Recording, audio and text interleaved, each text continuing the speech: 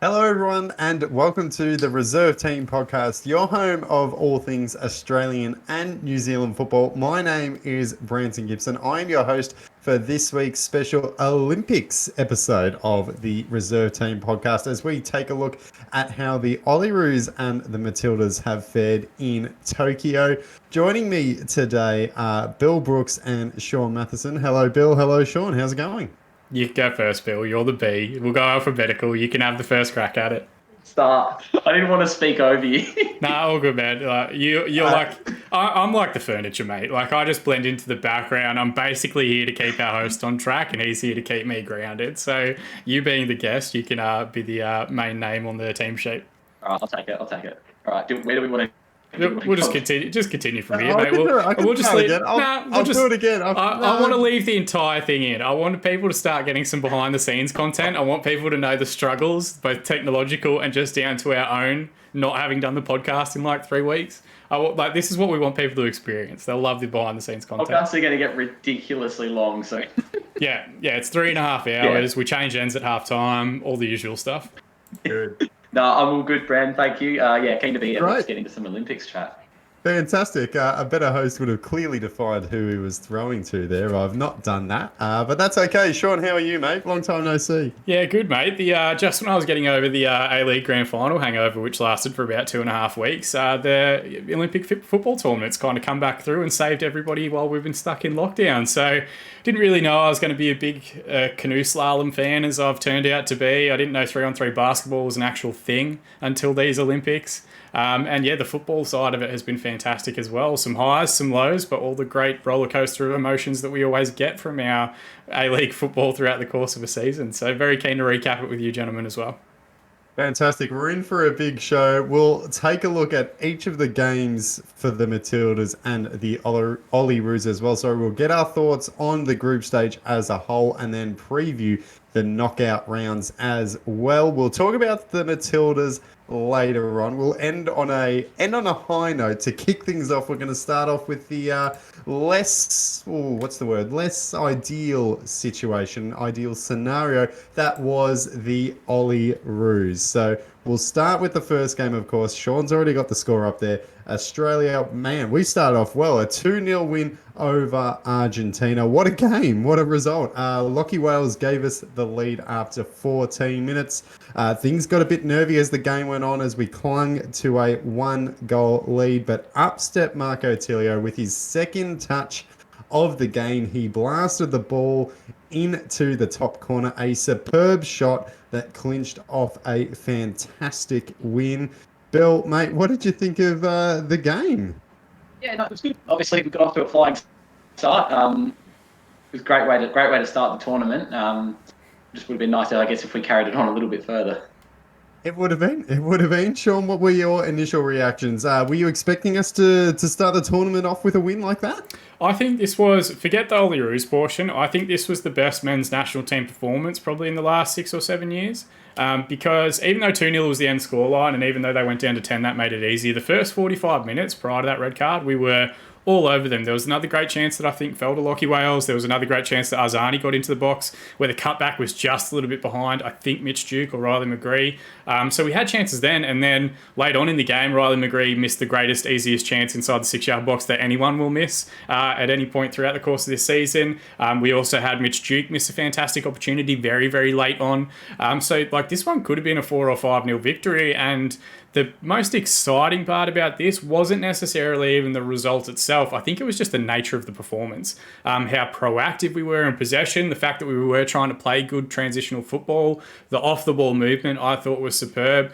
Quite often, I think there's always a bit of an awakening for everyone where you realise that international football, because they're not training with each other 5 days a week, isn't necessarily as slick as sometimes club football is. But as far as the A-League season goes, a lot of the players that I think were in that competition really just picked up where they left off. I thought we had a fantastic central defensive partnership. Sutar and Deng will potentially be full, I think, Australian internationals before the year is out. I thought both Metcalf and Genre were excellent. I'd kind of called out that we needed more of a holding midfielder, but they both did a wonderful job. And we just got great shifts from all the forward players as well. I think really you couldn't go through that lineup and say that there wasn't anyone in that starting 11, and even the subs as well, that didn't contribute something over the course of the match, whether that was creating an opportunity or playing a great ball or whatever else. So as far as performances go, for our men's national side at least, it was arguably the most complete and I thought most impressive footballing performance that we put together in quite some time. So yeah, fantastic to see. I think the group deserves a ton of credit at the time. I think the coaching team deserves a lot of credit, and no future spoilers as we go through the next two games. Like,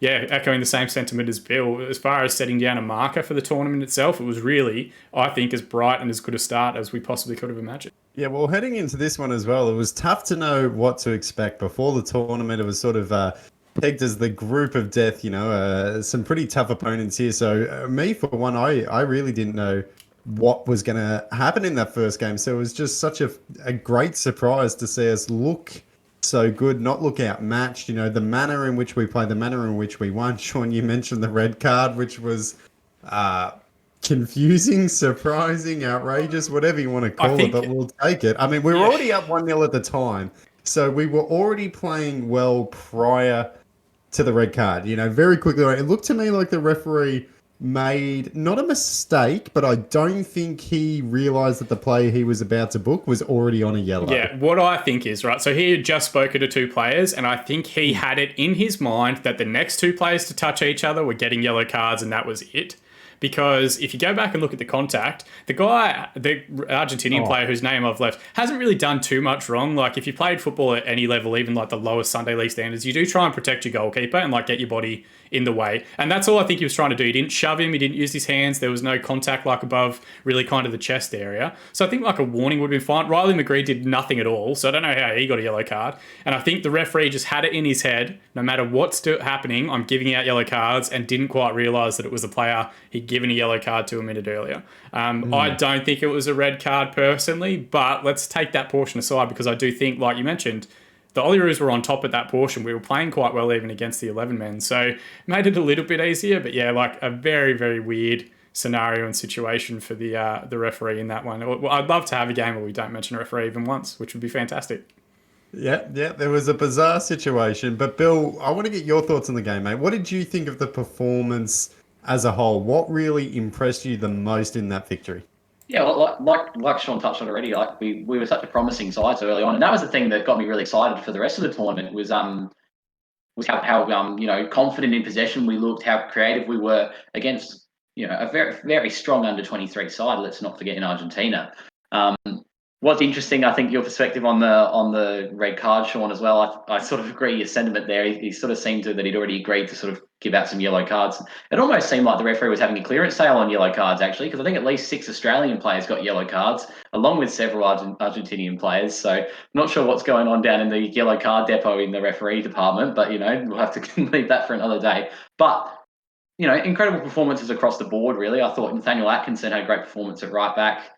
Joel King looked solid at left back. We already mentioned the centre-back partnership. Like you said, Sean, very strong. Midfield, I was very impressed with the likes of Genre and Metcalf.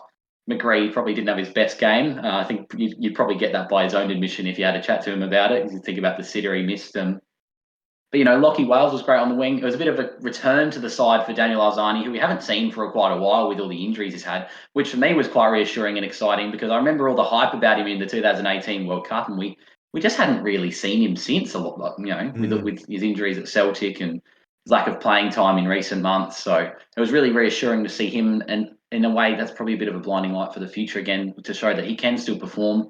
Probably didn't have his best tournament either, but he showed that he's still capable of competing at this level. So yeah, as a general rule, very exciting game. What do you think of the Marco Tilio strike though, Bill? I mean, that was a pretty darn satisfying hit. That's something else. Not a bad impact for your second touch off the bench, was it? No.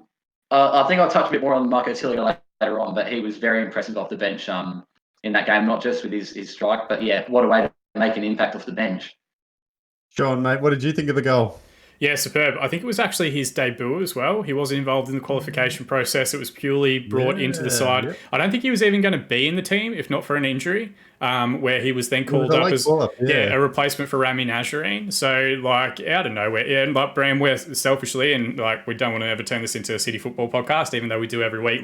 His final 5-6 weeks of the regular season and his final campaign was absolutely superb. So, in terms of the quality of the play that he brought, definitely a worthy inclusion. And I think not just the goal, but his overall performances over the course of the 3 games were excellent. So as a 19-year-old player, I think he also becomes our youngest ever scorer at an Olympic tournament. So yeah, world's his oyster, and potentially someone that we build around again for, is it LA or Paris next? I've already completely forgotten. I think it's Paris.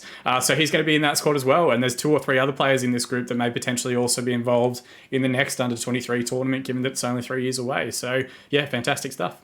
Definitely. It was a great result. It was a great night.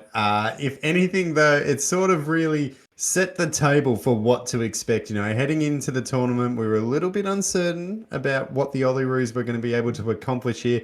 Sky was the limit after this Argentina game. We were all buzzing. We're all feeling like, you know what, Spain, bring it on. We'll get out. We'll get a result against them. Bring on the knockout stages. The next game, though, was taking on Spain. It was a 1-0 defeat. It was a tough game against an extremely tough opponent. Spain, of course, a very good side. I think they had, Sean, what was it, 6 players in their under-23s who played in the year, 7 players who were in their under-23 squad who played in the Euros. A bunch of guys in La Liga as well, playing for the likes of Real Madrid and Atletico Madrid as well. So a very, very strong side. The Olyroos, though, they put in a fantastic even defensive shift. It looked like they were going to be able to hang on for a draw. It was 0-0 for a long, long time. Spain scored the eventual winner, though, in the 81st minute, went on to win the game 1-0. Bill, what did you think of this game? Because heading into this one, I mean, we're on the high of the Argentina game, but we sort of knew that this was going to be a totally different ball game. What did you think of the performance more so than the result? I think we've touched on, they sort of carried on a bit where they left off against Argentina and sort of having a very strong performance. It was a different performance for me, though. They didn't quite have as much of the ball and look as confident going forward as they did against Argentina, which I thought was odd because they just looked so good in possession.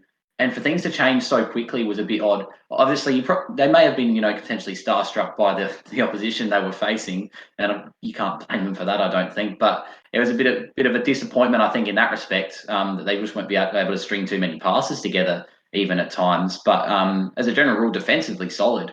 I don't think you can take anything away from our back 4 for the majority of that game. But yeah, you look at it, and I went into that game with a very little optimism, I must admit. You look at the names on that Spain team sheet. It's not a bad team to have to go through an Olympic tournament with. So yeah, disappointing to lose in a way, but also very proud of the way we fought right to the end to try and get a result from that one. Sean, what do you think of the game? Because obviously we set up differently than we did against Argentina. Obviously, we saw our attacking prowess in that first game. In this one as well, it definitely seemed like we knew we were going to have to defend. That Spain, of course, being Spain, were going to dominate possession. And we almost held on. What did you make of the performance? I think this is where it becomes tricky to just isolate the Spain game, because we're going to talk about the next one, and the next one we're probably going to talk about for 3 times as long as the rest of the matches. I think in a silo, the Spain match, perhaps our preparations were a little bit hampered because the Spain 3 days earlier had a 0-0 draw with Egypt, where Egypt effectively set up with 2 kind of banks, a bank of 4 and a bank of 2 on the edge of their 18-yard box, and they didn't really get away from that. Higazi, the ex-Wigan defender and West Bromwich defender, Premier League experience, just he pinged balls away with his head for 90 minutes, and Spain really had issue breaking him down.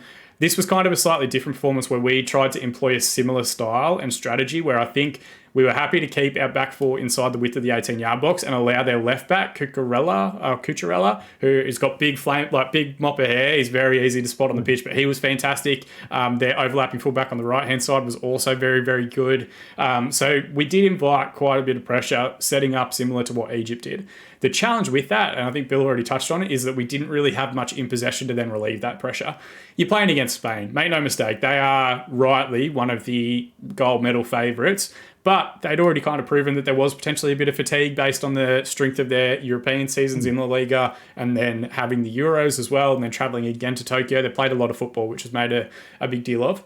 I would have liked to have seen us be, we don't have to commit 15 men forward, but just free up an Elzani, just go on a dribble when we recover possession. Let him head to a corner flag. Mitch Duke is a very hard worker, but he didn't get brought into the game nearly as much as he did against Argentina. And I'm not saying that we have to go flying forward, but when we get possession back, we do have to relieve that pressure valve and allow our defence an opportunity to breathe. And I don't think we did that effectively. The big difference maker, though, is that we were bringing on subs like Caleb Watts, who's made one Southampton first team appearance in his career at 19. And the man that came off the bench and got the match winning assist was Marco Asensio, who's got, I think, 180 odd appearances for Real Madrid, some small no-name club in southern Spain. So, that's really the depth that you're competing with at this level. And that was really, I think, the big difference maker, the quality of sub that they were able to bring on to try and change the game, whereas we were very early from the first minute onwards, really just trying to keep that 0-0 draw.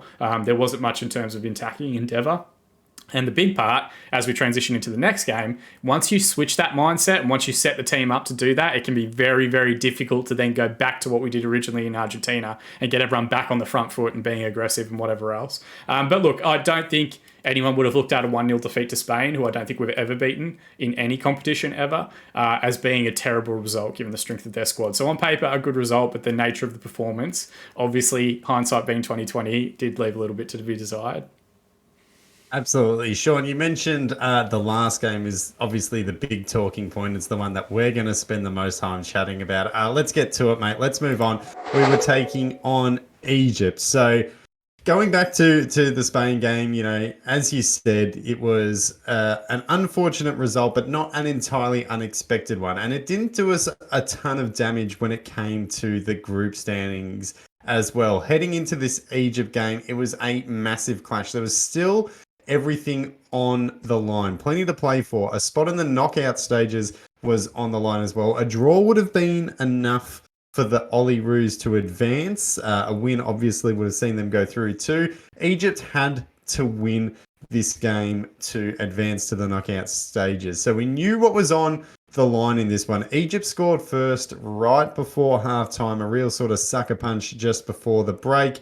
The Olyroos came out in the second half. They looked like an inspired side. They looked like a team that was going to go on and get an equaliser. They were unable to capitalise on that supremacy, though. Egypt scored again in the 85th minute to wrap it up. That win was enough to send the Olyroos home and send Egypt through to the knockout stages. So, Bill, unpack this one, mate. And feel free to dive in. Feel free to talk about the tournament as a whole, because this was a disappointing night. After the highs of the Argentina game, where you're going, geez, we look good. The Spain defeat, where you go, do you know what? We looked very good defensively. A 1-0 loss against a very good side is by no means a disastrous outcome. It was all sort of shaping up nicely to have another strong performance, get a good result here, and then we're through to the knockout stages. Mate, what did you make of the game? Just unpack it for me. What do you think?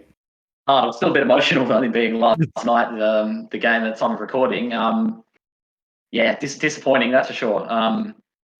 Obviously, a different side with several suspensions, which I don't think we've mentioned yet, but obviously with several players picking up 2 yellow cards, changes the dynamic of the team with losing the likes of Atkinson and Duke and McGree. You could argue with if we have the three of them based on at least their attributes or maybe their form in the tournament in the case of Atkinson, that it could be a very different game. That being said, particularly on the loss of Atkinson, I thought one of the positives from the game was Tommy Dean did actually have a good performance at right back. I thought it was probably one of the more positive things to take from the game. But as a general, it was very, very disappointing to lose in the way we did with so much on the line.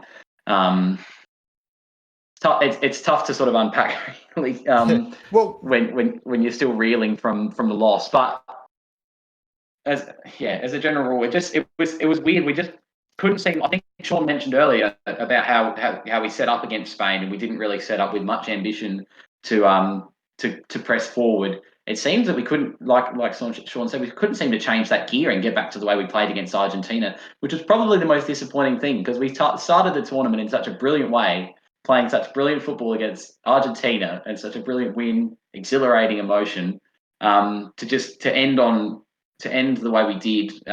It's a bit of a bitter aftertaste, really. What were you expecting heading into this game then? Of course, it's a tough one to unpack, but what were you expecting heading into this Egypt clash?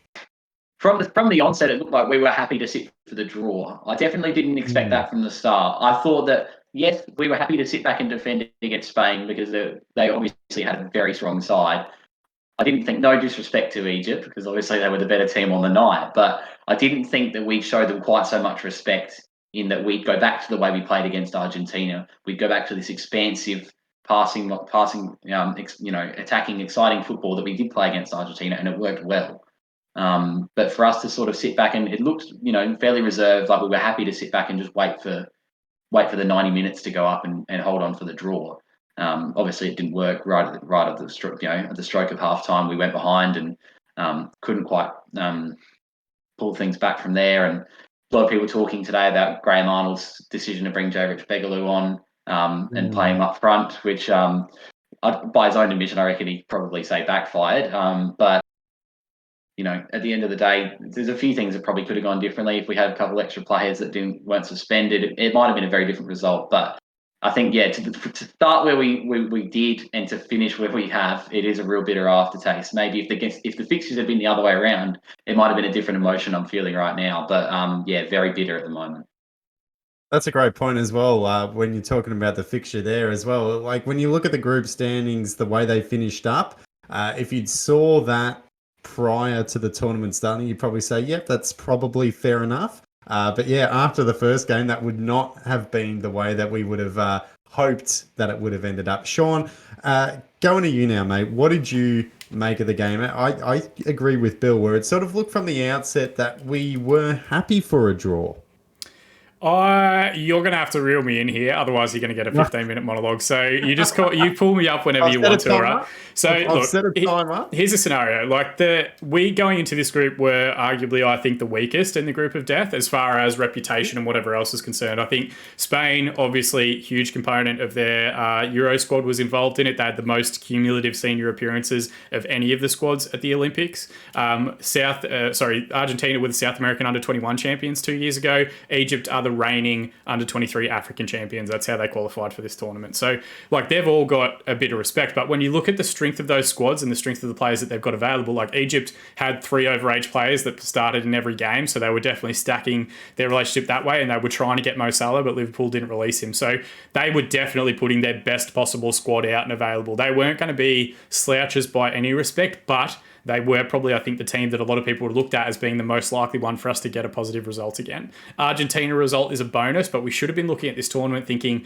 we must go into this final game needing a win and needing a victory, because once you take that ability away and you say that we're not really going to attack, we're going to focus on the defensive side of this match, you invite so much pressure. And I think you mentioned in your little spiel that it was a sucker punch before halftime. I don't feel that way. I think Egypt were very much on top throughout the first 45 minutes because we allowed them to play football and we allowed them to get overlaps and we allowed them to take 5-6 touches around the edge of the area. The amount of people that dummied a shot and then shimmied back to the other side, it happened throughout the course of the 90 minutes, and that was a real challenge. So I think once we'd proved in the Argentina game that we can go toe-to-toe with these teams and play our own brand of football and play an exciting, expansive style and a good-natured performance, that probably worked against us, because then it put us in a scenario where we didn't need to get 3 points in this game. And I think the big criticism that's going to come Graham Arnold's way, and I think it's worthy, is that we've kind of bottled that expectation by not having faith in our players to be able to match the best in the world or the other teams around the world at an under-23 level when we know we can. We just proved we did against Argentina. We backs to the wall job, but held our own against Spain. We weren't blown out of the water in any respect. So then why would we take such a negative mentality against arguably the weakest side in a group and a side that to that point had not scored at all in this tournament so far? Bottled it by the way of just deciding that a draw was good enough for us, and it's not. You're going to have to be in situations and scenarios, not just with the under-23 side, but with the national team as well, where we have to back our own ability as footballers to go out and beat other teams in the world, or we're never going to progress as a footballing nation. We will forever be 2004 Greece as our main aspirations, where we're just not going to concede. And that's it. That's our story and that's our scenario.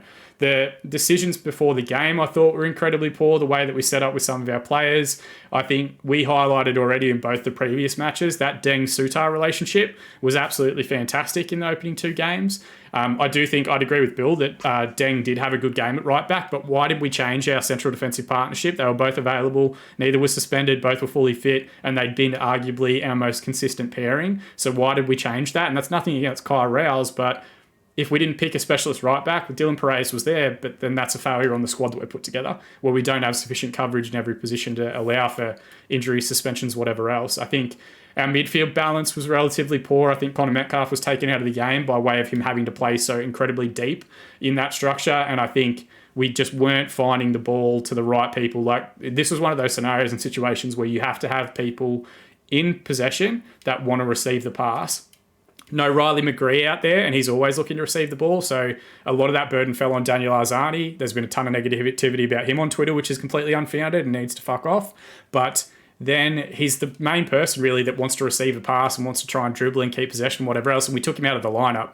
So the only other real person there we had was Marco Tilio, and he wasn't receiving the ball in the opening 45 minutes. Go for it, Bran. I did tell you have to cut me off. Yeah. We're going to take a quick break here. I'm not stopping you. I'm just sort of rewinding you, and I'm going to let you go in about 10 seconds. So that was sort of like covers the first half as well. You know, when you're talking about the line of the mentality, you know, I totally agree as well. When I said sucker punch, I just felt like to me watching the game, it felt like we were going to survive until halftime. It was sort of like, okay, another minute, another 2 minutes. Egypt were definitely commanding the game, but I felt like that we were going to survive until halftime, and, you know, obviously conceded right before the break, changed the game. And you were talking about how you didn't like the negative way that we entered the game. That changed at halftime. Obviously, we were now chasing the result, and at the start of the second half, it looked like a different Ollie Russo. We made a couple of changes at halftime. The mentality certainly seemed to shift.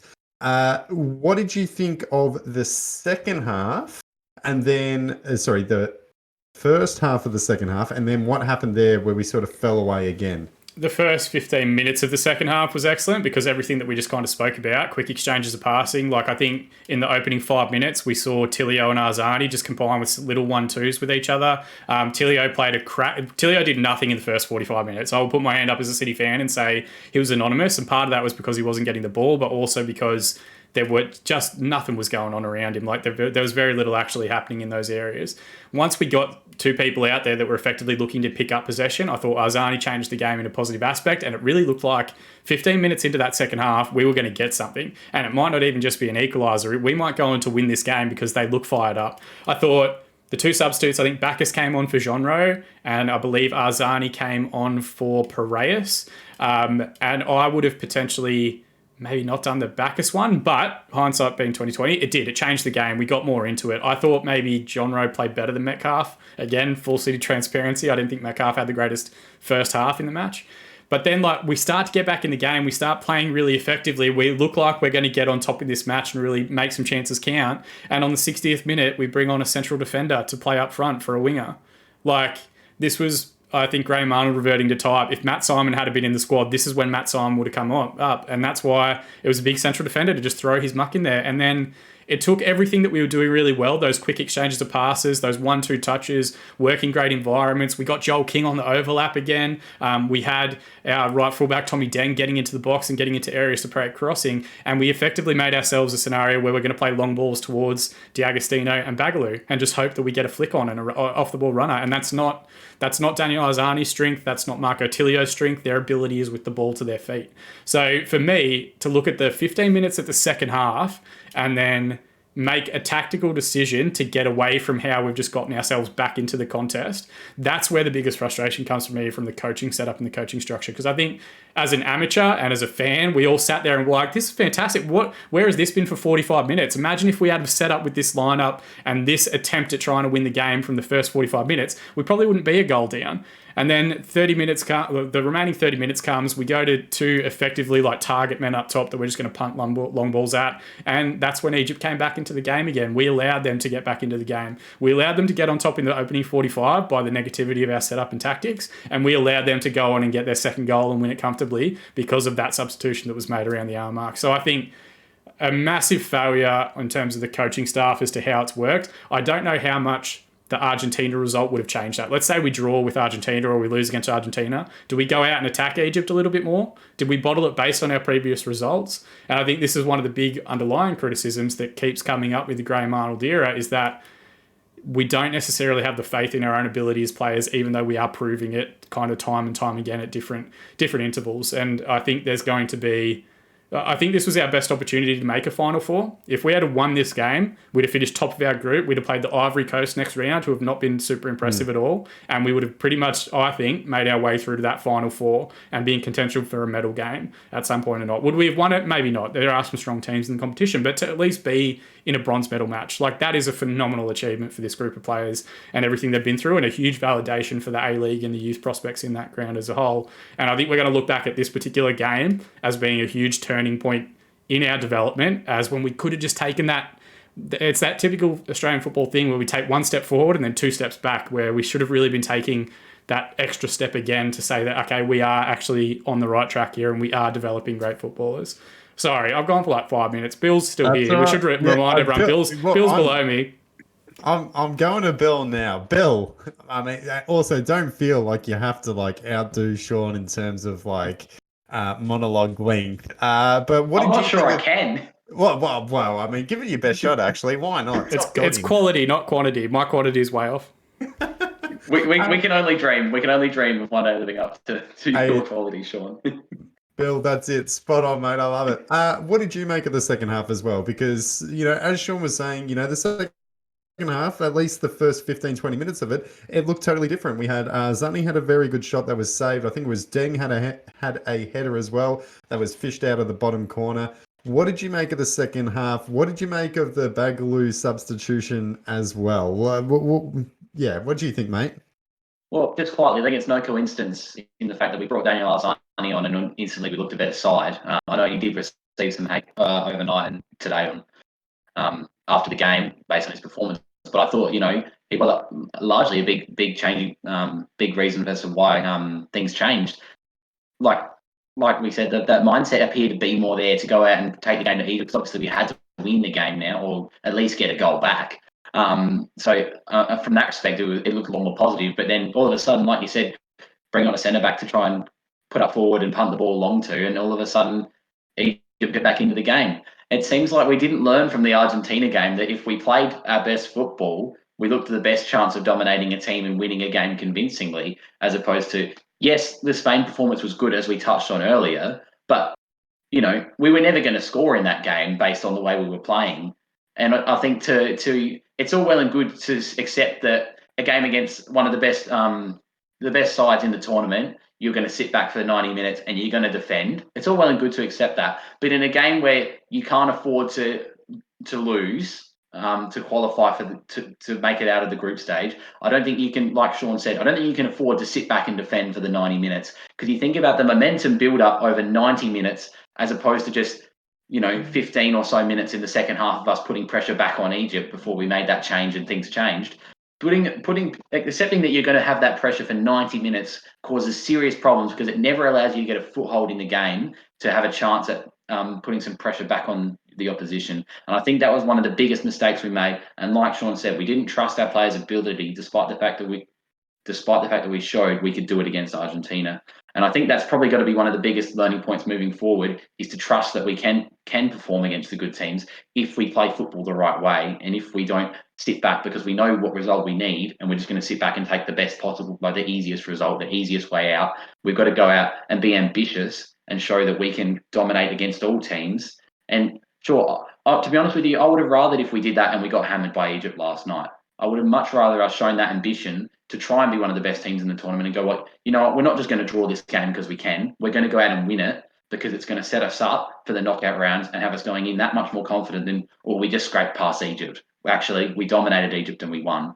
And that's what I would have liked to have seen. And I think that's going to be, that hopefully will be a big turning point now for them going forward. Well, that sort of leads nicely into my next couple of questions here for you, Bill. So moving on from the Egypt game in isolation, again, looking at the tournament as a whole, what lessons can we learn from the group stage? But then also, where to next from here for the Olyroos? What direction do you see us heading in? Yeah, well, like I just touched on, I hope that there are seriously some massive lessons learned from this tournament, because, yes, there were some positive things, but not going to lie, last night, walking away from the game, wasn't too impressed. Graham Arnold said group of dreams. I definitely went to bed with some nightmares last night, just putting it out there. But anyways, like I said, I think the key thing will be there's lessons to be learned. It'll just be whether or not we do learn them, I think. I think we've got to really sort of trust that we can. Yes, in football you've got to be adaptive and you can't play the same way every game, but you've got to trust the players, like Sean said, and their ability, especially when we've shown on several occasions now that we can perform. We've got to trust now that we can use that to go forward and play in perhaps a more advanced way than we've consistently played before. And I'm hoping that would be the key thing we would take out of this tournament moving into the future of not just the Olyroos, but the national team in general, really, is that we show more ambition and hunger in games as a whole. I think that would be the key thing for us as a nation, a footballing nation. If we really want to push and not just be, sort of as much as we probably hate to admit it, the sort of footballing minnows in the general footballing world. And we want to push on. If we want to push on and really be challenge as a nation and, get back to the excitement of the golden era of the Socceroos, I think we have to set a standard that we're not just going to accept the easy result we can get. We're going to go out and show ambition in any game to try and win against the best teams in the world, because you don't become the best team in the world unless you can beat the quote unquote best teams in the world. So yeah.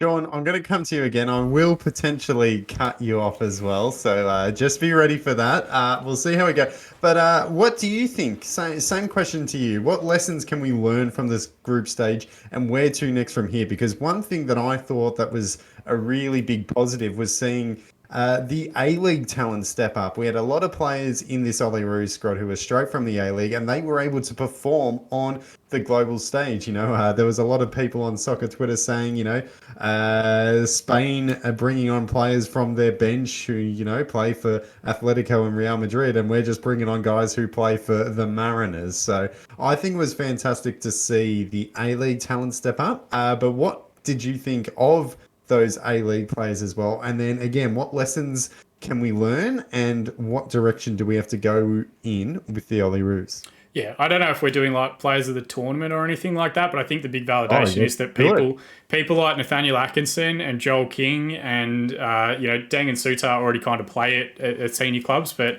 even Metcalf, Jean Rode, Tilio, like these are going to be, they're scouted now by I think European. Yeah, well, bit on D'Agostino. When we've got more about this, we could go into this in like another freaking podcast episode, but like Dylan Wenzel-Halls, either of the Toure brothers, Yangi, like there's so much young attacking talent that could have been there that we could have been bringing off the bench in this game specifically to try and really go after, and we didn't. Like imagine Arzani, Tilio. I would have loved to have seen Piscopo come on instead of Bagaloo, and the likes of Toure up front. Like, that's at least 4-star skill moves for any FIFA fans that are out there. Like, imagine them trying to break down a defense. We've got the talent. We just... Anyway, another topic for another week. All right, so lessons to be learned. Where do we go from here? Where we go from here is, one, we need to make sure that we don't look at the Argentina result as being a validation for people to be paying $2,000 and $3,000 for their kids to be playing in NPL structures. That is not a validation for that program. So that needs to be rectified and called out as much as possible. We need to gain perspective with it. And then the other portion as well is that we only get into opportunities like this because there's a global pandemic and we have less international recruitment than we've ever had before, which I think drives a further need for us to talk about getting another 3 or 4 A-League teams as soon as possible. So there are more professional playing opportunities for our young talent to get them more match minutes, so that this isn't a cusp in a bubble related specifically to COVID. This is now the normal scenario that our young players get playing opportunities at an elite level in this country. So Wollongong, Canberra, Tassie, second Brisbane, Queensland, South Australian team for Bill, Perth, whatever it happens to be, like they all need to kind of be ready to go so that we can build and capitalise on that and people know what it's about. A-League is going to have 20 teams in it. This year, we start talking about national second. I want to get to 16. 16's a great number because it gives us a 30-game home and away season. That's where my head's at with getting the 4 teams in, right? So there's that portion, then National Second Division becomes a conversation, then a whole bunch of other stuff comes into the conversation. Our path forward is to take the lessons and make sure they're applied correctly from what we've learned in this program. It's not to heap pressure on this next group of Socceroos, who I think a lot of these guys will go on to represent the full national side at certain points in the future. It is to make sure that the lessons we're learning from our infrastructure, from our capacity to get playing minutes in our key group, is what's key and critical. It's no longer about can we get our most promising juniors European passports and into European academies. It's how do we make our local domestic league as strong as humanly possible so that they've got that development playground in our backyard. And that's where I think you'll see guys like Connor Metcalf, Denny Jonro going overseas at 22, 23, similar to that Aaron Moy trajectory, where they go over a more complete and ready for senior football player rather than worrying too much about, like Arzani, going over at 19 and having a couple of bad seasons and effectively coming back. We've seen enough players go to Europe, struggle to get game time, come back to the league. We now need to start developing and changing our mindset that they can play here until 22, 23 and go over as an elite level senior player, because we have, I think Melbourne City has the facilities to do that. I think a lot of the other A-League clubs are now seeing that and catching up and trying to get that infrastructure built. And that's really the legacy item that we want to see for the Women's World Cup as well, that we get more football specific stuff. So that's my big hope. It's no pressure about tournaments or results or anything. It's how do we look at this and validate our program, and how do we continue to make the changes and right steps in the right direction so that this isn't just a one-time story about Tokyo. We're having the same conversation in Paris. We're having the same conversation in LA. We're having the same conversation in Brisbane. Fantastic. I like it. All right. We are almost to the end of this segment.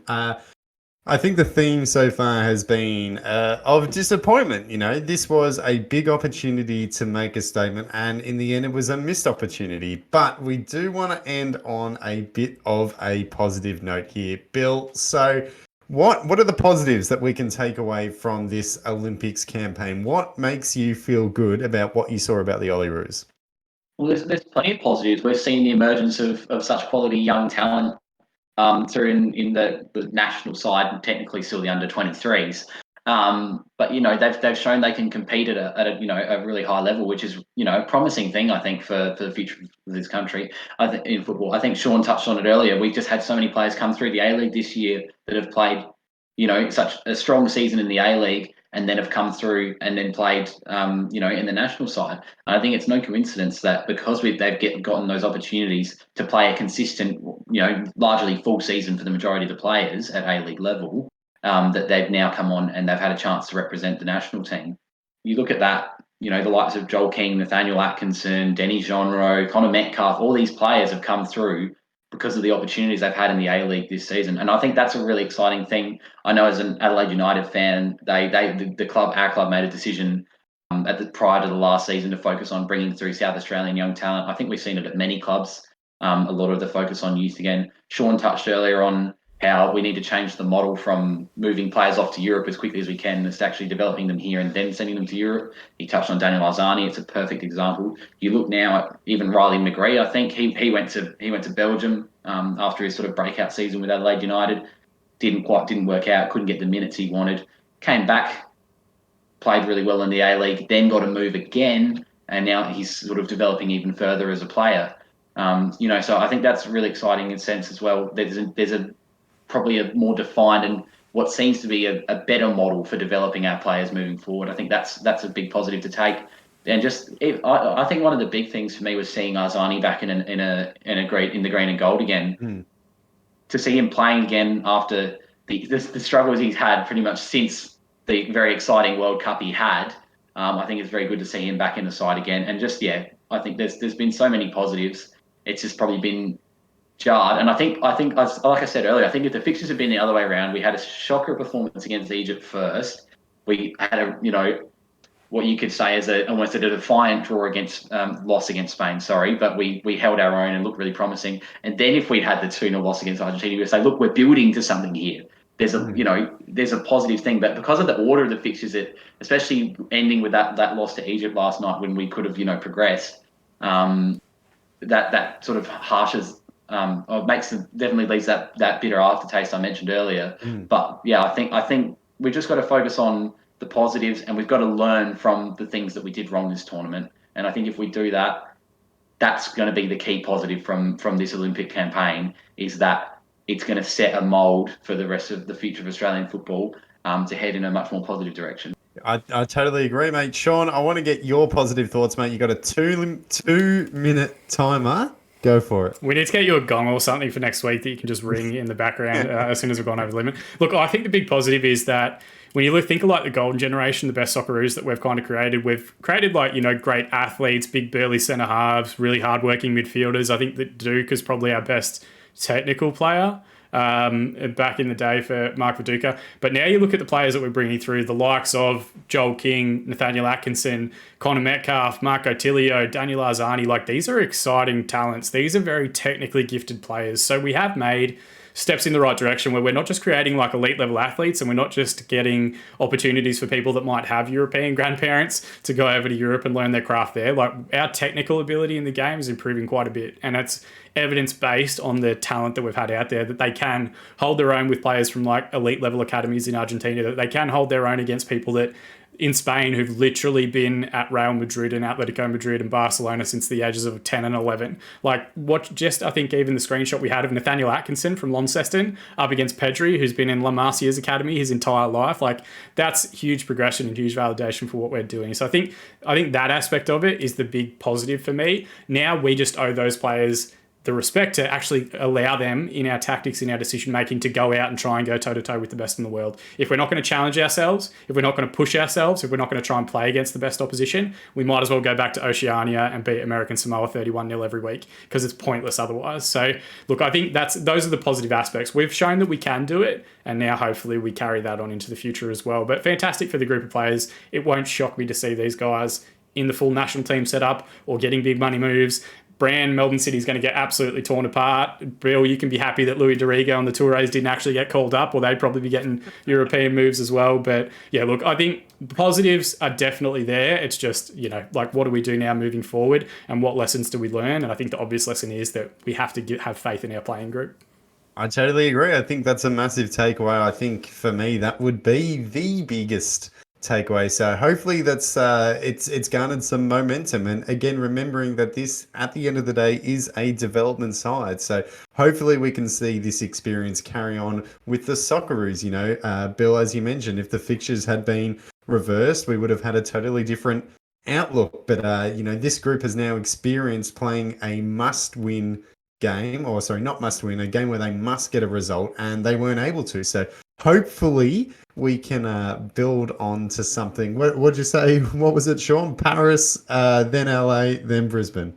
But actually, no, because we want these guys in the World Cup. Yeah, I think that's right. But we are about to go into a World Cup qualification cycle. So who knows? True. Like, it wouldn't shock me if Nathaniel Atkinson gets a senior call-up based on his performance. Deng and Sutar should already be involved, clearly. So, yeah, it's very exciting times. And I think it's not just setting up our next World Cup cycle as well, but potentially the one after that. There are a lot of young players that have really shown their worth, I think, at a national team level. And the value of the A-League as well. You can watch these players every single week at the majority of the A-League clubs. Get a membership. Get down. Come and laugh at Brand and myself as we get beaten 2-1 by Western Sydney or whatever else.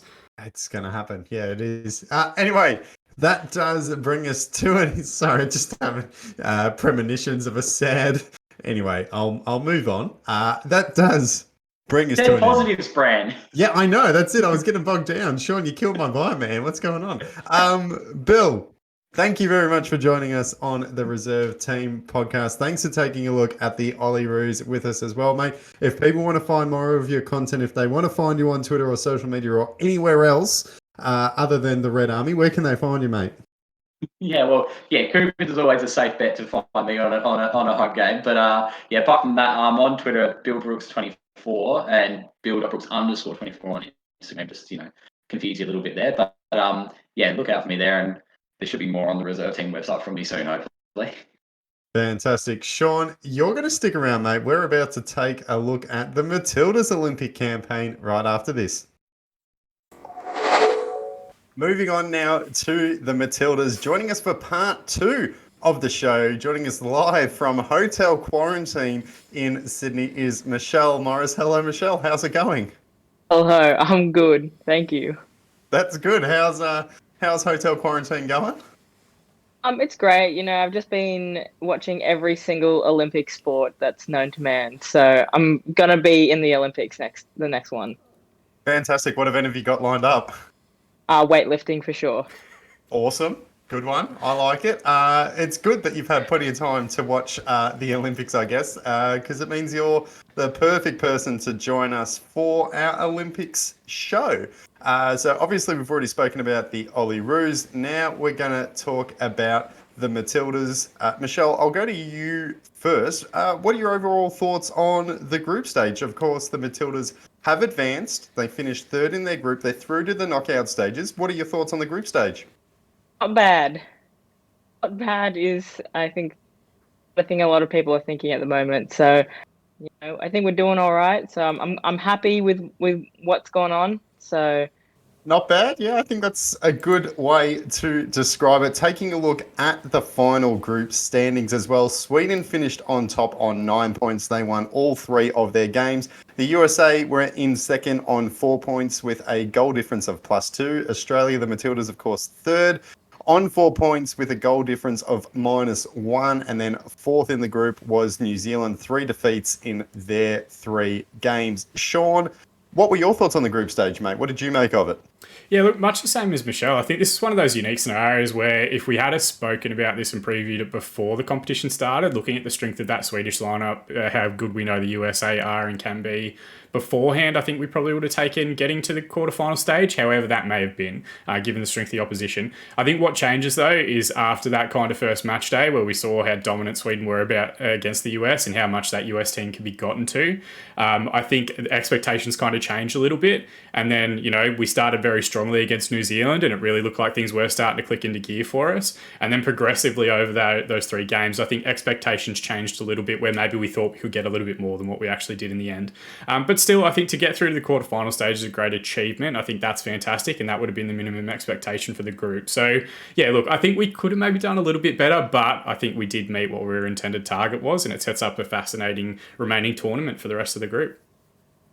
Absolutely, and I think that's key. Getting out of the group stage was, of course, the goal, and we've been able to do that. So, if nothing else, it hasn't been an absolute disaster. So, I think that's a good thing, of course. And of course, we now have a group stage game to look forward to. But sorry, not a group stage, a knockout game to look forward to. But we will get to that later on. We are now going to review and take a look at each of the group stage games. We'll start off with the first one, a 2-1 win over New Zealand. It was a pretty solid performance. It was a game we were expected to win. There were goals from Tamika Yallop and Sam Kerr that had us up 2-0. We did cop a late goal, though. New Zealand were able to peg one back, which took a little bit of gloss off the performance. Michelle, what did you make of our opening game at the Tokyo Olympics? I think for the most part it was good. I think we struggle defensively a lot. I think a lot of people, when we get into the later games, you can see how much of that struggle really impacts the team. But even against New Zealand, where we still won, was the fact that no one runs back. There's no pace in our centre backs. There's a lot of issues that are going on, and whether that's the way that the team has been set up for the moment with Tony, or the players are getting older, so we don't know how well they're going to go, they're on in the years, especially with the World Cup coming up. So there's a lot of issues defensively. I think when it comes to attacking, we're very strong, and we do like to play that sort of style, very attacking. But I don't know. I feel like there's a lot of issues, and which is why we keep seeing these rotation of goalkeepers as well, because they don't know who to put in. Well, everybody was very confident with Lydia Williams at the start, and now, she didn't have the best performance against New Zealand, but, that could be due to injuries, coming back, not playing as much. She didn't play that much for Arsenal. So there's a lot to think about there. And then I personally don't feel the most safe with Tegan Micah either. So I think realistically, good game, but I think concede a late goal like that shouldn't have happened. Not against New Zealand. New Zealand's a good side, but I think with the team that we have, we should have done better. Just a quick one as well. This was obviously Tony G's first game in charge of first competitive game in charge. So it was the first time we got to have a real look at his sort of ideal starting 11. What did you think of the way that what did you think of the team that he had out on the park? Considering everything, I think that was the best team that we should have had. I love Lydia Williams. I think that she should be starting consistently, but I can understand why people are a bit hesitant to see that as well.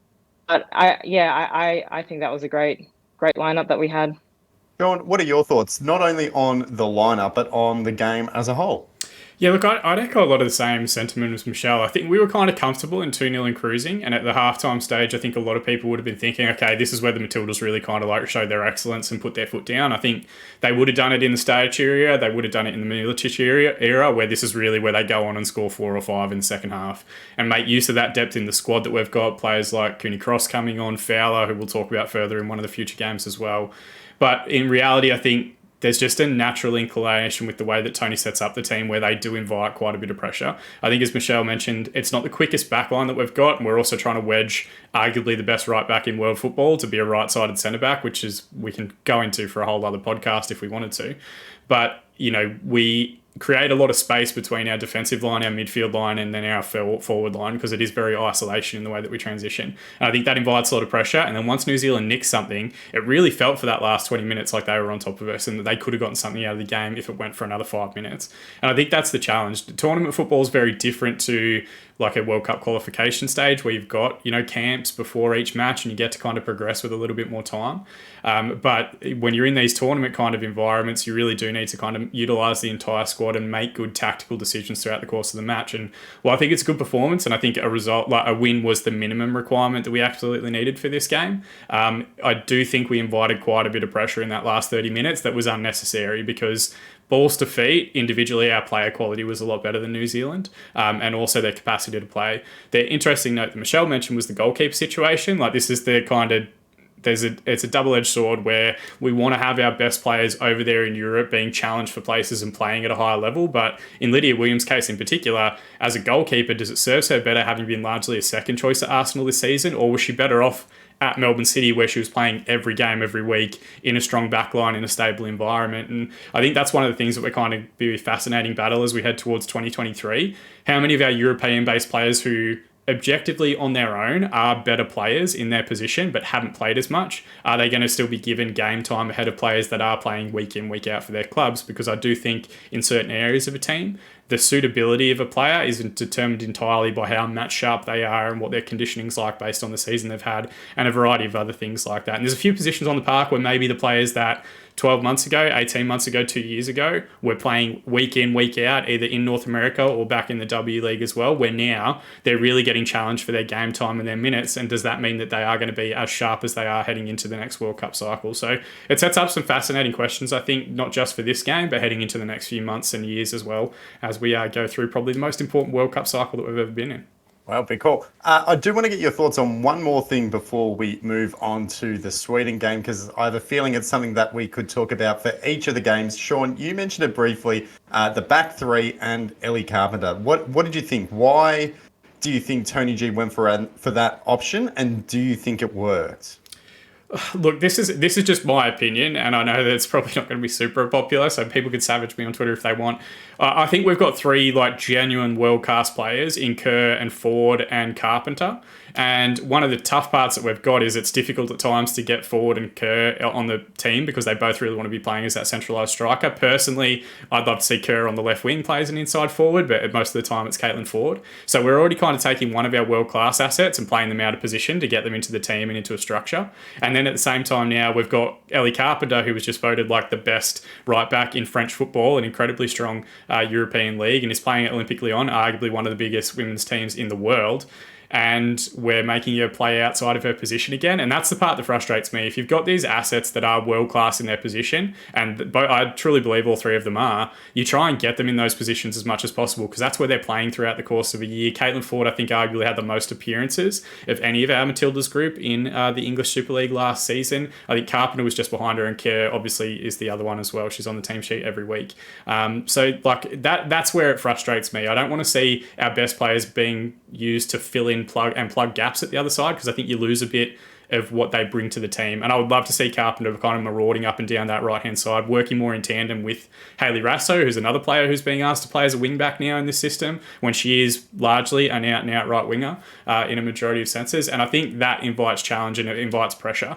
And I think it was telling, not just in this game, but in the Sweden game as well, as we talk through that one, that a lot of the pressure that we were getting was on that left-hand side because naturally, as Carpenter pushes on, we push bodies forward on the right, and then there's an isolation football scenario where where we've got Ivy Lewick, who's not a trained centre back, and Steph Catley, who hasn't played a lot of football over the last 12 months, left in 1v1 situations on the left back side for us. And that's where Sweden had a whole lot of progress. And I think, from memory, it's where the New Zealand goal kind of came from as well, them getting us into some difficult scenarios there. So, look, a massive wrap for the team. We've got a glut of riches and a very, very talented crop of players. I just think in certain instances, it's just about letting them do what they're naturally good at rather than trying to overcomplicate it by changing our system and style to fit a specific back three structure, which may not necessarily be what Tony G is going to do. He knows more about football than I do, but that was just my gut feeling kind of looking at the first few games.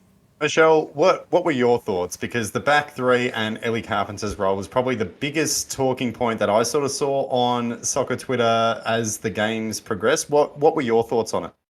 I think Ellie is definitely going to need a nice holiday after all of this, because she's being worked like a horse. Yeah, I mean, we all know that she's a great player. I think there's no denying that. But I do think like that last game, she looked dead. Like, she looked tired. She looked frustrated. The whole team looked a bit run ragged. Look, I personally, I don't really like back threes. They make me nervous, especially if you don't have the quickest players.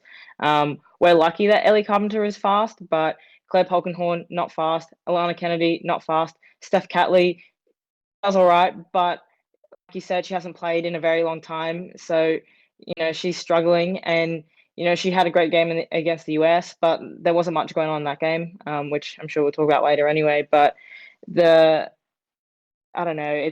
It's just they look confused. They looked a bit lost. It looks like there's a lot of problems there, and I don't know if they're training that area as much. Yeah, it certainly didn't look comfortable to say the least. But let's move on to the next game. Our second group game was, of course, against Sweden. It was a 4-2 defeat at the hand of the Swedes. This was, of course, a goal fest. Sweden scored first. They were up 1-0, but then it was 2 goals for Sam Kerr. Either side of halftime gave Australia a 2-1 advantage. Sweden scored 2 more goals of their own to make it 3-2. The big moment of the game then came when Sam Kerr had a penalty that was saved. Of course, that would have brought the Matildas level. It was saved. So Sweden maintained their lead. They went on to score a fourth, running out 4-2 winners rather. Michelle, what did you think of this game as a whole? Because it definitely had ups and downs. What did you think of it? I was very stressed for this game. I knew this was going to be the toughest game that we were going to get.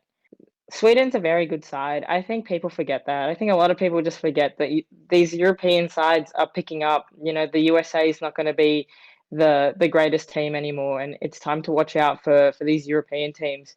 I'm just going to get right into it. Sam Kerr cannot take penalties, and she should not take penalties, regardless of whether she is a hat trick or not. Like, if she is about to score a hat trick, you should know that they are losing 3-2 in an Olympic match. This isn't like a friendly where you can just do whatever you want. Like, if you are the captain of the team, you need to take responsibility and understand what your strengths are, because there are other players on that team who should put their hand up and who should be taking those penalties. And Sam Kerr is not one of those players who needs to be taking the penalty. She's already the captain. She's already the star player. Everybody already loves who she is. Like, I would appreciate it so much more if she just went, all right, Caitlin Ford, take the penalty. Steph Catley, take the penalty. Get a different player who knows how to take a penalty, who can take a penalty, who has a good success rate to do it, until she gets to a point where she has gotten that monkey off her back and she can do it. Because right now she's so stressed out about these penalties, and the team is probably like, no, you take it, because, like, we need you to do it. But just think for a second and just be like, nah, I'm not doing it. I'm getting someone else to do it, because she can't do it anymore, and I'm sick and tired of it. And everyone knows that when she goes to take a penalty, she's going to miss it. It happens every single time. So, yeah, I'm done with Sam Kerr taking penalties. I'm sorry. Yeah, fair enough. And I think it's unfortunate as well, because the penalty miss, of course, sort of overshadows an otherwise great performance from her. I mean, she scored our first 2 goals as well. So it's sort of, as we said earlier, a roller coaster. Yeah, the highs and the lows. But Michelle, what did you make of the game outside of the penalties? What did you think of the rest of the 90 minutes? I have to remember, I think they played pretty well. I think once again, defensively was just like a nightmare. There was in one instance where the they were playing so high up and the Swedes are just so much faster that the almost three people that chased back were not even the defenders. Caitlin Ford had to go from the top of the field all the way back down and to make that save. And I just, this is one of those games where obviously Tegan Micah was always going to start because Lydia Williams didn't have a good good game in her previous match. But I also think that she didn't.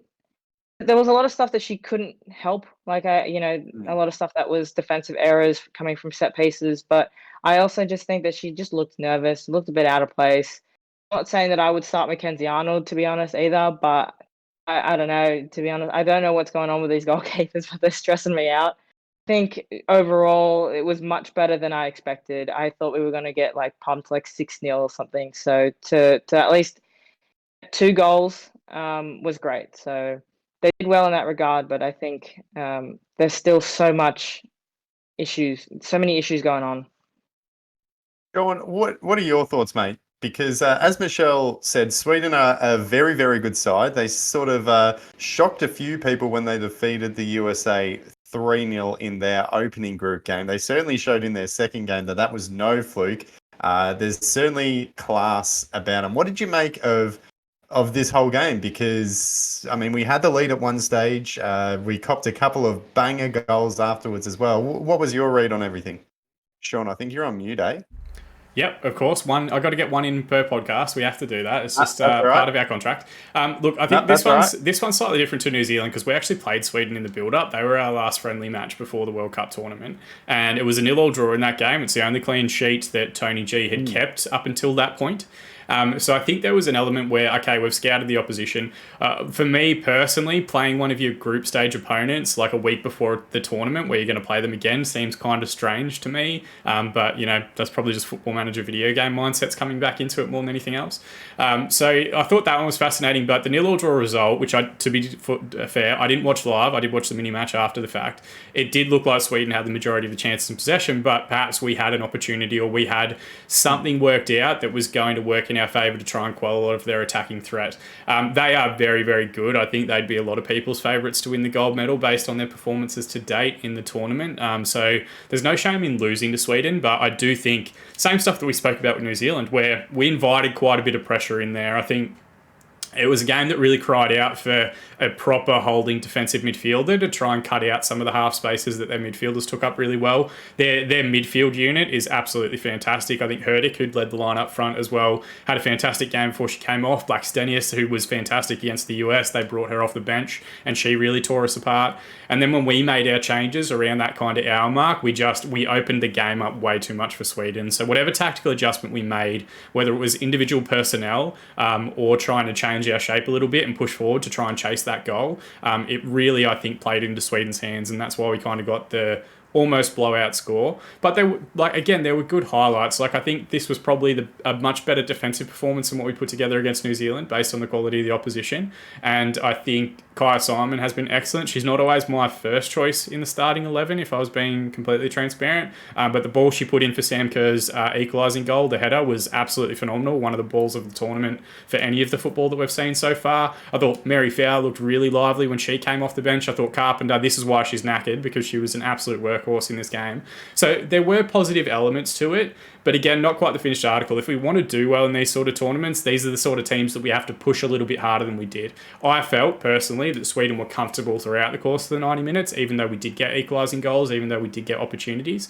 We had a surefire pen that got turned down for no reason at all. Yeah. I cannot describe how that one was given, but the penalty we got that was ridiculous.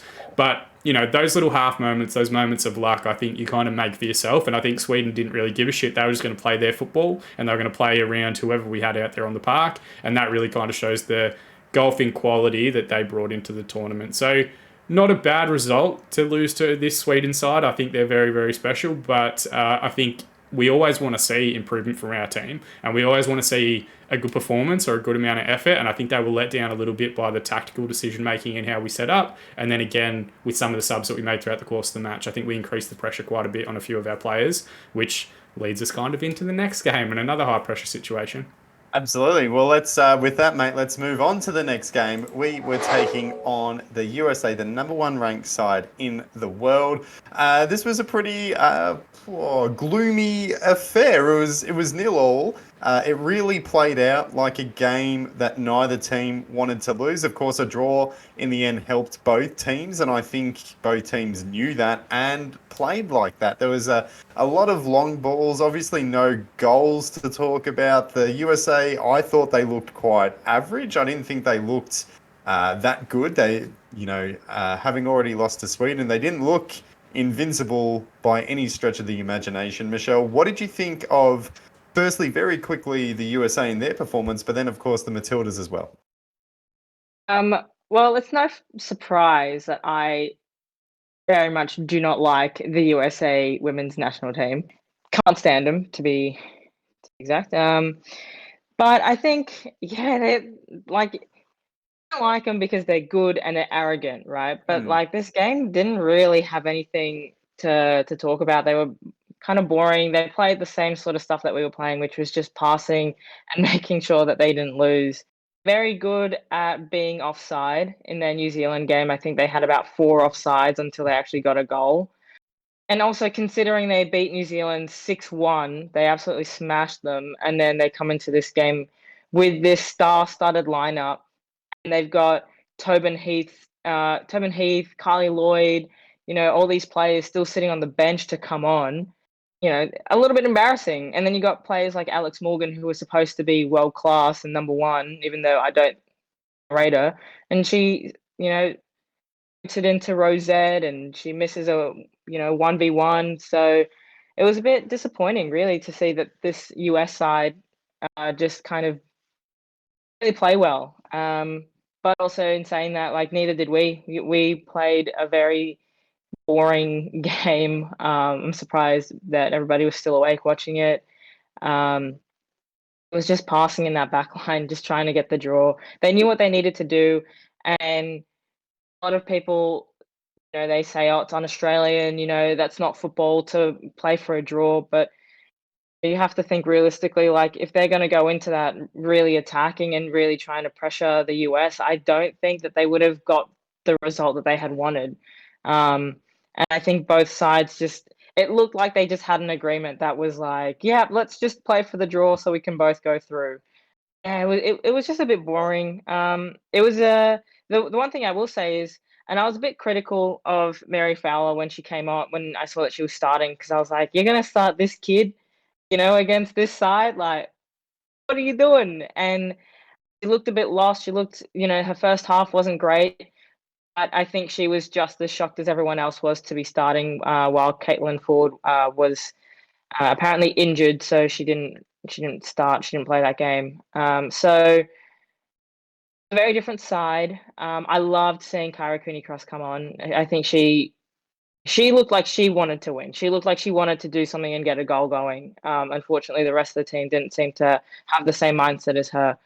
But yeah, I think, like I said, they did what they had to do. They needed the draw, they got the draw. So take that as a win. And the Americans had to get up at 3:30 in the morning to watch that. So, sucks to be them.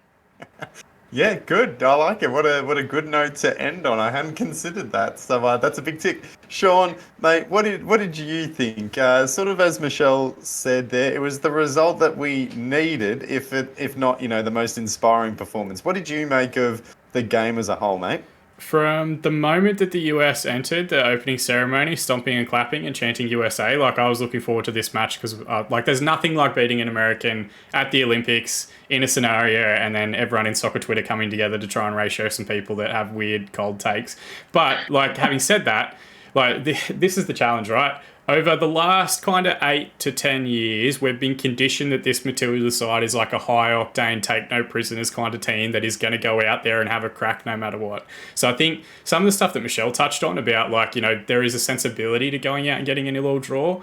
We're too used to now knowing what this Matilda's team is capable of and them not taking backward steps against any opposition. So I think there's two elements. There's a big culture shock that we're kind of going through where we're having to experience for both the Olyroos, as we mentioned earlier, but then also the Matildas, we are employing some negative defensive tactics in tournament football to try and get good results. And, you know, maybe Tony G is going to take that one as a big validation that he got the 0-0 draw that he needed. But the reality is, for me, watching this game anyway, like, both sides could have just kneeled for the 90 minutes after they did at the start, and that would have been absolutely fine because they were all content just to get that 0-0 draw. I think when I saw Fowler, and Fowler was fantastic, I thought she was arguably one of our best players in the match. I thought it was a really good game to get players like her, like Cooney Cross in, because they've got that upward mobility that we don't really have in the team. And when you look at particularly the US midfield with Rose Lavelle, with Lindsay Horan, whoever else, like, they cover a ton of ground. So they need to have direct matchups that can actually go with them and kind of overload them in and prevent them creating that additional overload by pushing on from midfield. So I thought that was a very good tactical decision. I want to give him the credit for that particular stuff because I've been super critical on Twitter.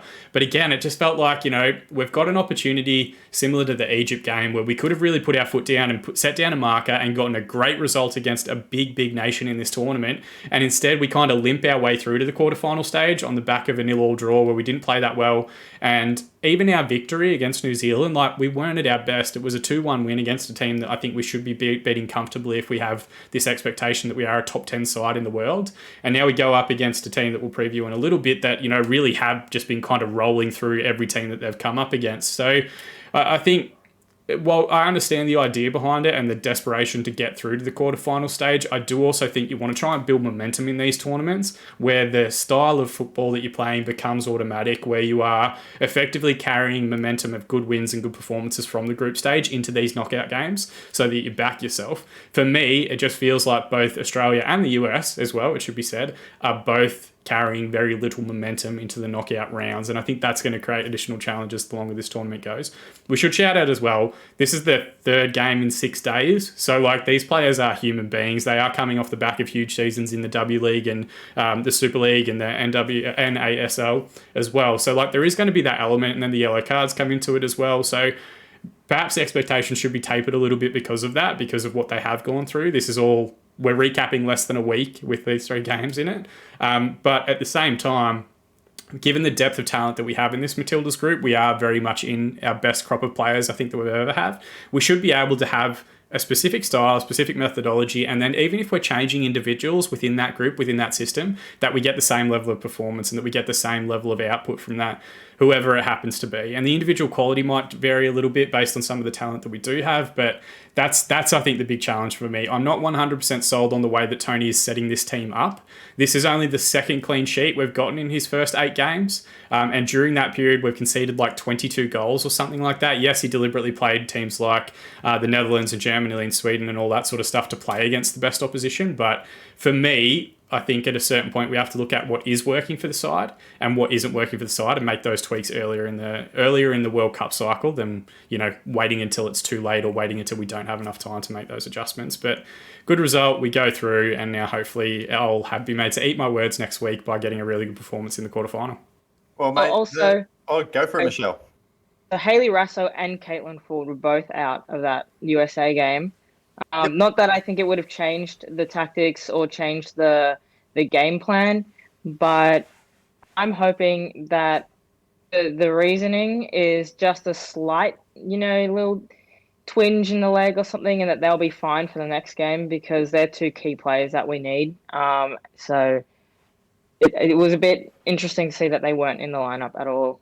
Yeah, for sure. And we'll look forward to seeing what happens next, of course, in the knockout stages when we take on Great Britain. But before we get to that, Sean, you mentioned some tweaks and stuff and lessons that can be learned. So that's my question to you now. What do you think the main lessons that we need to learn from the group stage are and to carry forward into the knockout stages now? I think we have elite fullbacks, so we need to utilise them as fullbacks and not try and pigeonhole other people into stuff. If he plays a back three, like whatever, but then pick 3 defenders in it. I think playing Ivy Lewick as a centre back takes away from her natural ability, and she's an incredible, like I think, defensive midfielder. I think she's one of those players like a Van Egmond, like a Catley, like a Williams that are probably on the cusp of being like a world-class player, but really just kind of sit in that elite category. I think she's very, very good and massively underrated. I think Alana Kennedy could probably have a larger role because we've got some stability in that central defensive partnership. We spoke about briefly with the Olyroos that like building defensive partnerships and getting people that are working together effectively is super important. And I think we just need to get that consistency in this base. We need to get it. Let's say that it's going to be like Kerr, Carpenter, and Ford. They're going to be our mainstays, and that's who Tony G is going to build around for this World Cup cycle heading into 2023. Great. Get them in the positions that you want them to be in and play them in there every week so that we're getting that consistency. Then your supporting cast like Rasso, Van Egmond, whoever else, like just get them in where you need to around that system and around that shape.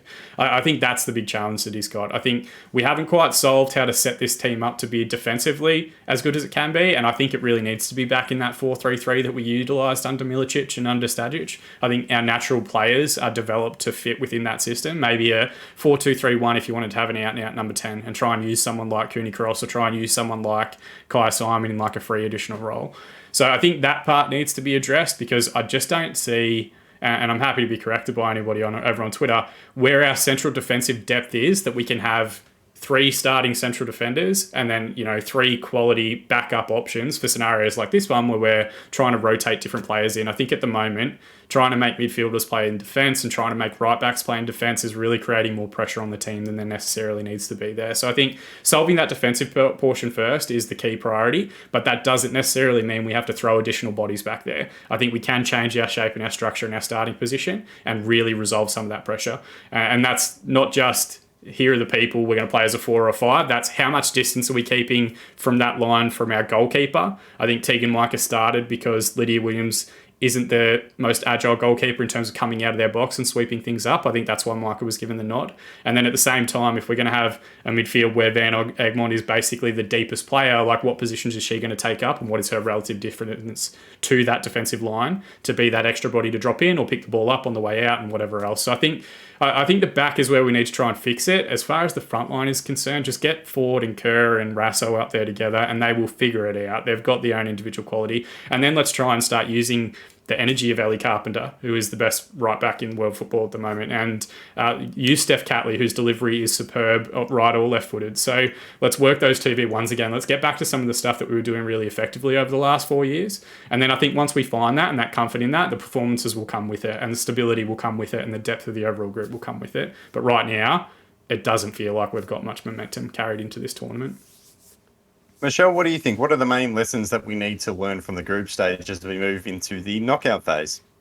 I think that we're learning that the back 3 doesn't work. I think a lot of what Sean was saying was right. I think they need to fix that formation up a lot. Alana Kennedy's, she's not been starting any of these games. I think she started against the US and that was it. But she's played basically all of Tottenham as a midfielder instead of as a defender. So I think that maybe mess with her a bit, or like it's just like trying to get back into playing a different position than what you played all season. And she's an experienced player, so it shouldn't cause too much issue. But it's looking like she's just frustrated in what's going on. I think everyone knows that Sam Kerr can't play in the middle. She needs to play out on the left. I think that is her position, and that's where she needs to be. And no manager is letting her do that except for Emma Hayes out at Chelsea. So I think the other thing is that she just needs a really good partner with her. I think Caitlin Ford provides that a lot. I don't know. It works sometimes and then sometimes it doesn't work, but it seems like they both want to go for goal, but I don't know. That's a lot to work on. My brain's fried. I'm so sorry. No, all good. I think the point that you just touched on, which is excellent, is that Alana Kennedy's been playing midfield. I've been praising Ivy Lewick. I don't think Ivy Lewick makes it to 2023 as a 35-year-old player as things currently stand. So I think Alana Kennedy's the natural person to go into that defensive midfield role. But the fascinating one, right, is that Caitlin Ford's playing up front every week for an Arsenal side that includes Vivienne Miedema, who's just scored 8 goals in the group stages for the Netherlands, and Van der Donk. Like, they're world-class players, but she's still preferred as that central option because I think her greatest talent is that she can bring other people into play. She can be that poaching finisher. She can be that link-up person that comes deep to get the ball. Like, her use of it and retention of the ball in that final third area is absolutely fantastic. And by moving her out to the left-hand side, I think you kind of take away some of the biggest assets, which isn't necessarily her own game. It's necessarily like, how does she open up space for other players and how does she bring them into the match as well? So yeah, I'd echo the same points that kind of Michelle's made there, where the pieces are all there. It's just, have we put the jigsaw together in the right order, or is it some weird kind of shape that we're trying to make fit something else? Well, let's sort of tie that into the next segment, which is looking on to our knockout stage game. So we will be taking on Great Britain in the quarterfinals. Great Britain finished on top of their group with 2 wins and a draw. They had a 2-0 win over Chile, a 1-0 win over Japan, and then a 1-1 draw with Canada. Michelle, what are you expecting from this game? You know what? Not much, really, to be honest. Well, what are the expectations here? So do you think that this is a must-win? Do you think we're favourites? I think it'll be a very even game. I think this Great Britain side is basically just another Lionesses squad with a couple of other players. And I think that had the manager been smarter, they could have had a much stronger side. I think they could have had a much better side if they had just picked a few different players. But regardless, I think obviously their top scorer is Ellen White, who is notorious for being offside. So if they can just get that offside trap like they've done with the US, they'll be sorted. He's never onside. I don't know. I expected this team to do so much better than they did. I thought they were going to pump Chile. Like, they only beat them 2-0, and I was happy with that. I thought they were going to, smash them 5-0. I thought they were going to beat Canada like 2-0, and they only drew with them. So, which was very surprising to me. So that's not to say that Canada's not a good side. They definitely are. But I think that what Great Britain is supposed to be, how they present themselves and the players that they have, they've got Kim Little, Lucy Bronze, Ellen White, Leah Williamson. They've got all these players, and they only drew 1-1 with Canada, a team that I think Australia could beat. So we'll be looking at it to win. I definitely think that we should be coming out of that as winners, or at least they can get to. Do they do penalties in the Olympics? I'm sure they have to if it stays as a draw. Yeah, I would have thought so. It's golden goal and then penalties, I'm pretty sure. Yeah, so if they went to penalties, I think Australia would have it in the bag. I think this Great Britain side disappointed me a little bit. Sean, what are your thoughts, mate? It's an interesting one because this is only the second appearance for a Great Britain side. They were obviously at London 2012, consolidated between England, Wales, Northern Ireland and Scotland.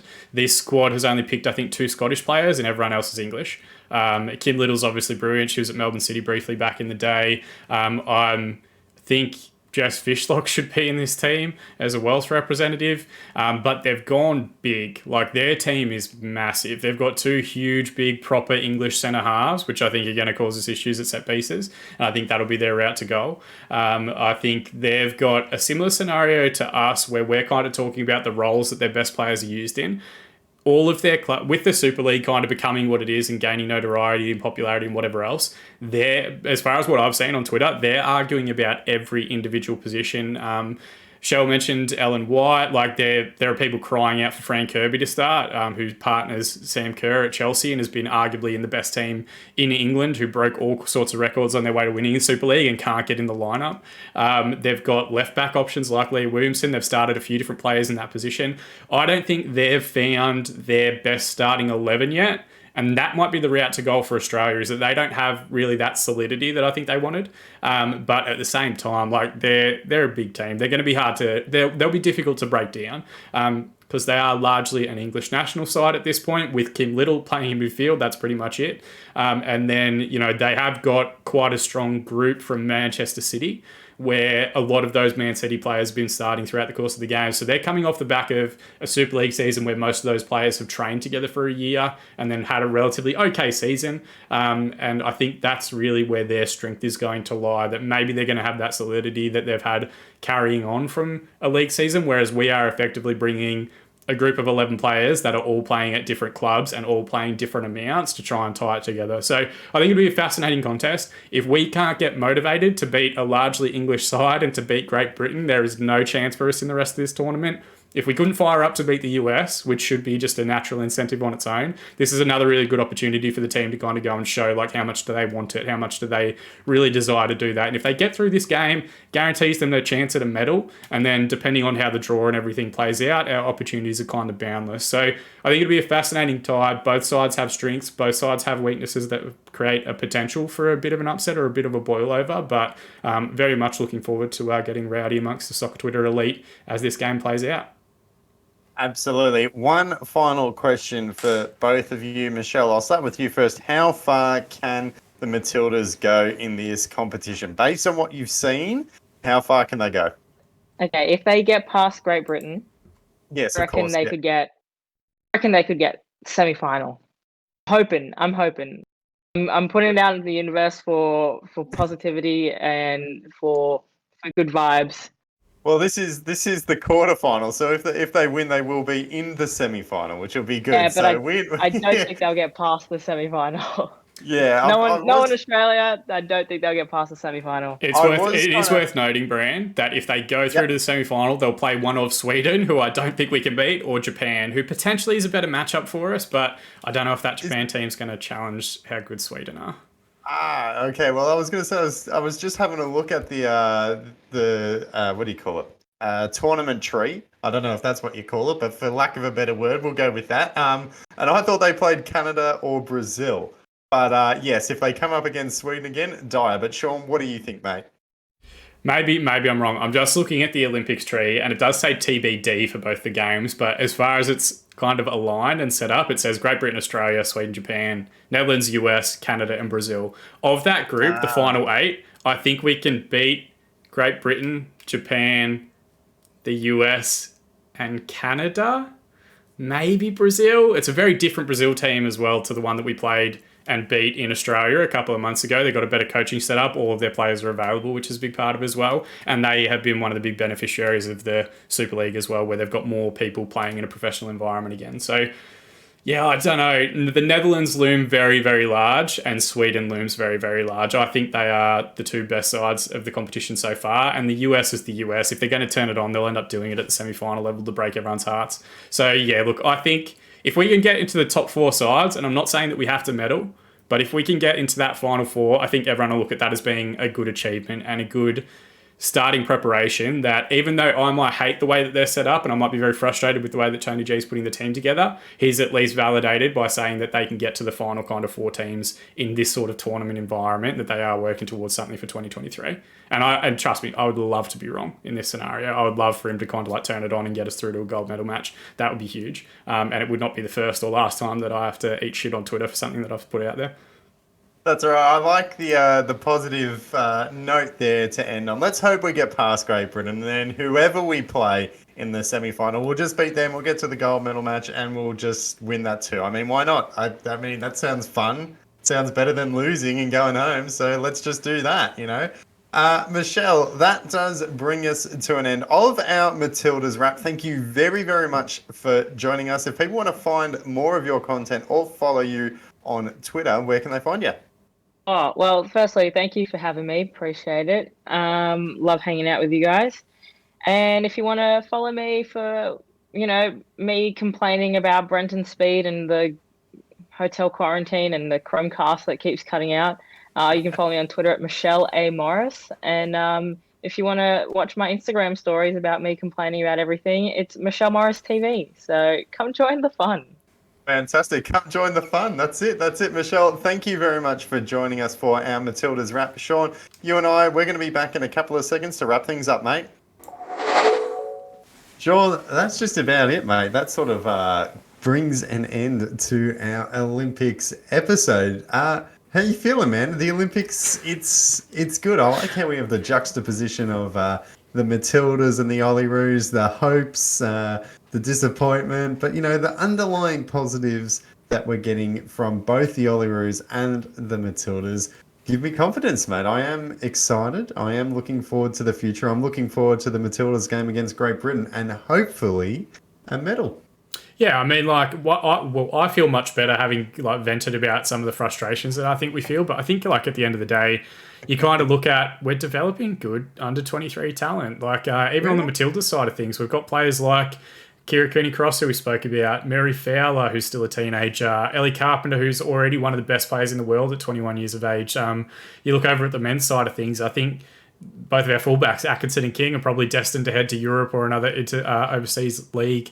A lot of the A-League talent was like vindicated and validated that they held their own against Argentina and Spain, and I think if the shackles had been off, could have done the same thing against Egypt as well. So yeah, I think underlying, like, while it is easy to focus on individual frustrations in the course of a game and looking at an overall campaign, like, the future for Australian football is bright, and hopefully we're continuing to trend in the right direction. And hopefully, as we kind of get back, we're in lockdown at the minute, obviously, and shout out to all of our friends and extended football family over in New South Wales who remain in kind of a stricter lockdown at the moment. Hopefully we are working towards an A-League and W-League season and an international season with World Cup qualifiers and Asian Cup qualifiers and all that sort of stuff coming up, where we are able to go and watch football again and we're able to get back in the stadiums and support our teams and support our country, because I think that would be a fantastic kind of end to the whole series and the whole saga and whatever else, to put a close the door on it and really move into the new Paramount Plus, Viacom, CBS, whatever we're calling it, era, in as positive a way as humanly possible, with fans in stadiums supporting their teams. So yeah, very, very, very excited about the future. I think we're trending in the right direction, and hopefully that continues into the future as well. Absolutely. And one thing I don't think we've mentioned as well, for the Olyroos, it's the first time in a long time that they've qualified for the Olympics. So that's great to see as well. That's a big indication of, the step forward that Australian men's football is making. And then, of course, for the Matildas and women's football, entering a major tournament with a genuine chance of winning a medal is absolutely fantastic. Being right up there, being one of the top teams in a global competition. I mean, that doesn't get old, that's fantastic. That's not something that we can take for granted by any stretch of the imagination. But Sean, that pretty much brings us to an end now of our Olympics episode. But mate, we do have more off-season content coming up. What have we got in store? So we've got a fair bit of stuff coming up. If you want to check out, of course, Michelle, Bill, myself, or Branson, links are in the description below. YouTube channel, we've got a variety of video content coming up. There's written articles happening all throughout the off-season over at thereserveteam.com.au. Again, links in the description below. If you're watching this on YouTube or listening on Spotify and aren't already subscribed, please do that. The further we build our community and grow it, the bigger we actually can become. So that's all fantastic to see that continued growth. And thanks to everyone that's done that beforehand. We've got end of season awards for the A-League and W-League coming up in the next few weeks, Bram, where we've got some exciting content that we'll hopefully be able to record post-lockdown finishing. We've got a whole bunch of off-season, end-of-season review and season previews coming. We aren't actually that far, if the October date is to be believed, from the A-League season. So we're actually going to start heading into our A-League pre-season tournaments and stuff as well. So a bunch of fantastic content coming everybody's way, and we're very, very thrilled to be bringing it to everyone again for another A-League season. Yeah, absolutely. We've got the FFA Cup. Yes, completely forgot about that. That's all the end of August as well. Heaps of football to come. Exactly. So it's not even a real off season, is it? So there's still plenty of stuff to talk about, mate. I'm looking forward to it. For the people listening, the best way to stay up to date with all of our content, though, is to like, subscribe, follow us. Do it on all our social platforms. We're on Twitter, we're on Insta, we're on Facebook. Subscribe to our YouTube channel as well. Hit us up on Twitch. It definitely does make an impact as well. Helps you stay up to date and helps boost our numbers so we can reach an even wider audience and talk all things Australian and New Zealand football. But Sean, mate, that's the end. I'll see you next time on another episode of the Reserve Team podcast. But everyone listening, thanks very much for joining us on this week's episode.